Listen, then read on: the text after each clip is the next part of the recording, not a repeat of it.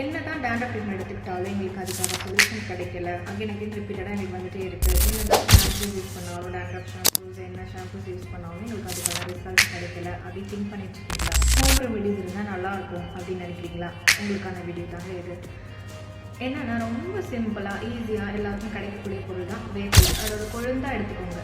எடுத்துக்கிட்டு நல்லா நீங்கள் கிரைண்ட் பண்ணிக்கோங்க. மிக்சியில் கிரைண்ட் பண்ணிவிட்டு வாட்டர் ஆட் பண்ணி கிரைண்ட் பண்ணிக்கோங்க. கிரைண்ட் பண்ணி அந்த பேஸ்ட் எடுத்து அப்படியே அப்ளை பண்ணிக்கோங்க. நீங்கள் வந்து ஹேர் வாஷ் பண்ணுறதுக்கு ஒரு 1/2 hour முன்னாடி இது பண்ணிக்கோங்க. 1/2 hour நீங்கள் தாராளமாக வச்சுக்கலாம். இது வந்து குளிர்ச்சியான பொருள் இல்லை வேப்பிலை. ஸோ அதனால் அதை நல்லா நீங்கள் அப்ளை பண்ணிவிட்டு குளிச்சிங்கன்னா இதே வந்து தொடர்ந்து வீக்லி வந்து 2 times நீங்கள் பண்ணிகிட்டே வரும்போது உங்களுக்கு டேண்ட்ரஃப் வந்து கம்ப்ளீட்டாக அப்படியே க்யூர் ஆகிடும்.